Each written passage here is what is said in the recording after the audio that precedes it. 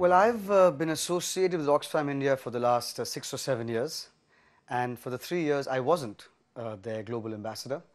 I was just doing a lot of work with Oxfam, especially on the issue of gender equality, women's rights, education of children. There was 9 is Mine, there was You Can. Um then I remember delivering a lecture to 500 kids from Chhattisgarh on gender equality. And I remember meeting with slum kids on the education initiative. And then I got involved with climate change. And around about the same time I was made global ambassador. Once I deeply got into climate change and realized that Oxfam was one of the most erudite and knowledgeable organizations in the world when it comes to climate change, I decided to go to COP15. And I was in Copenhagen, which was promised to be a watershed in climate change treaty, but it wasn't. But it was still a fantastic place to go and look at how the entire Oxfam team from across the world worked. So I've decided to work on these 3 issues, mainly with Oxfam India, which will be women's issues, women's rights, gender issues, even if women want to become farmers, for example, in Uttar Pradesh, like I went up to Delhi and inaugurated an exhibition about the fact that agriculture needs to be now non-gender specific. Even if it comes to that, basically gender issues, children's issues, whether it's malnourishment, whether it is education at the primary level of underprivileged children in far-flung areas, and finally climate change. So the association has been long, deep, abiding, very, very nourishing, very fruitful, and I've just come back from a fundraiser in Dubai where we raised $1 million for Oxfam, and our plea, I made a special plea for rebuilding schools in Pakistan that were destroyed during the floods of 2010, and just on that one plea we raised $760,000 in about 11 minutes, so that was great. Yeah, so it's for me it's a privilege to be part of a group of global ambassadors that includes Archbishop Desmond Tutu, Colin Firth, Jimon Hunsu, Annie Lennox, Scarlett Johansson, Helena Christensen. But even if I wasn't an Oxfam global ambassador, I would still continue my work with the organization. Well, I think when your heart wants to do something, when you love to do something, you invariably find the time, and you never wonder where you will get the time from. I think it's very much like a child. If a child is given spinach to eat, he's not hungry. But if a child is told, will you have chocolate, suddenly he's hungry. So with me, if I love something, then I have enormous energy for it. If I don't, then I have no energy for it. So I've come to a point of time in my life where I only do things I love. And being part of Oxfam India and working with Oxfam on these very basic issues, whether it's water, whether it's sanitation, whether it's gender issues, whether it's children, fills me with a great amount of pleasure. I love doing it. I love this country, and I think Oxfam is one of the most authentic organizations working in this country. So finding time is absolutely not a problem. It's only a question of making sure that I can juggle things around, and for that you have to be very organized, which I have learned to become.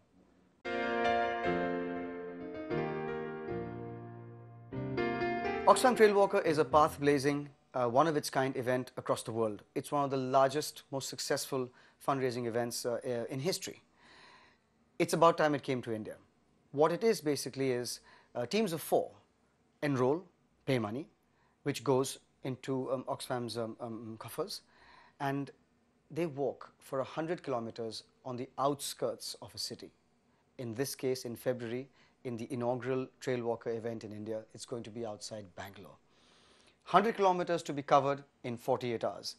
It isn't easy, but it isn't difficult. What's more important is that it's teamwork. It's to make sure that you drag the slowest member of your team along. You boost morale. And yes, you will be tired enough at the end where you won't be able to talk much.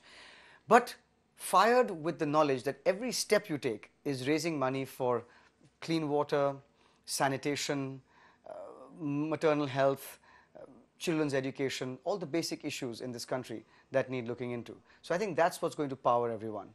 The beauty of this event is it's not a race. It's not high tension. It requires you to walk. What it does require from you is a burning passion to do good for the country, and uh, a, a sense of team spirit, a sense of resilience, a sense of tolerance, of getting along, of going deep inside and finding a bigger heart inside you.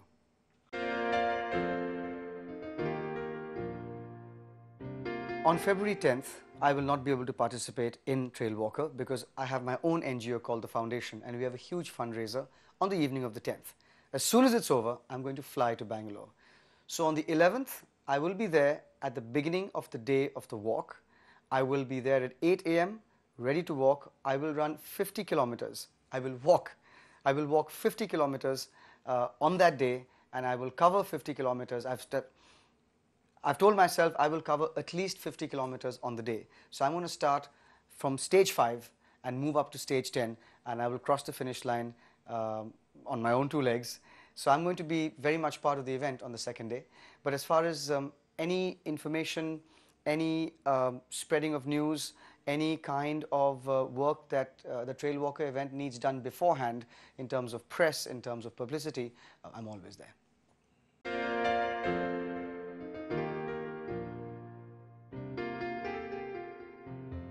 Well, the awareness of the Oxfam Trailwalker event is only just starting, and 10 teams, I'm not surprised at all, coming in from Bombay, because this is a city that can easily fill all 40 teams, and it'll happen next year, mark my words.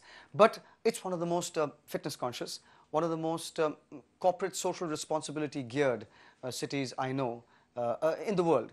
So I am very, very confident that once I start actually talking about Trailwalker actively across the city, we're going to raise hopefully 10 more teams.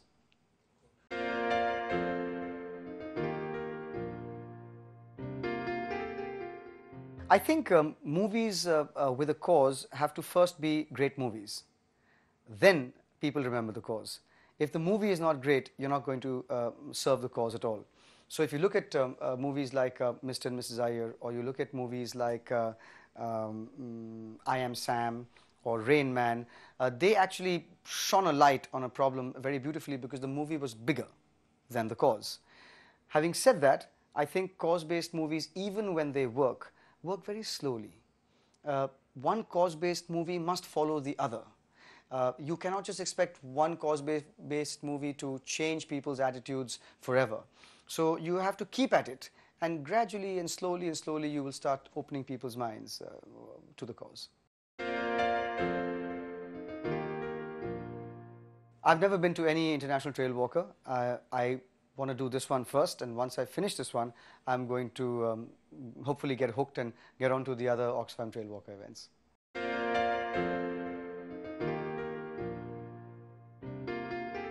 I think cinema's primary aim should be to infuse a sense of humanism amongst people.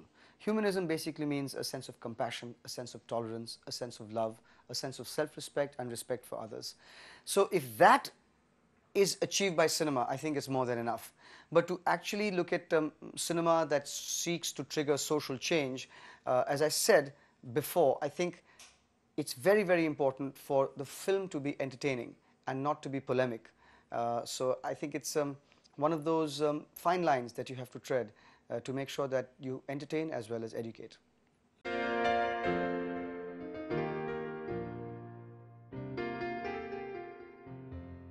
Look, the wonderful thing about this country is that we have so many numbers. So if you reach out to X number of Indians and awaken their minds and their eyes to problems, and they move from social to having a social awareness to social activism, you will always realize that, oh my God, there are 90% of the population that I haven't touched. So yes, a lot has happened, a lot of awareness has increased, a lot of active awareness and contributions, whether it's through money or through time or through skill, Indians who are fortunate have started doing. But is there room to get more Indians into that pool? I think there's enormous room to do that.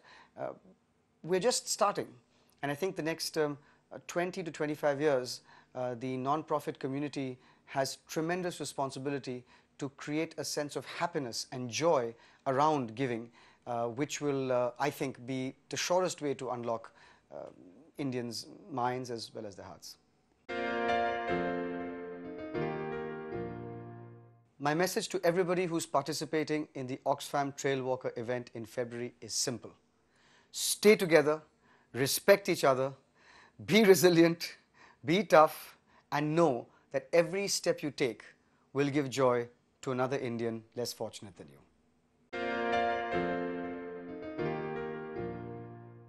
I have absolutely no doubt that the Oxfam Trailwalker event will become one of the seminal community events in this country because it combines philanthropy, exercise, and team spirit in one event.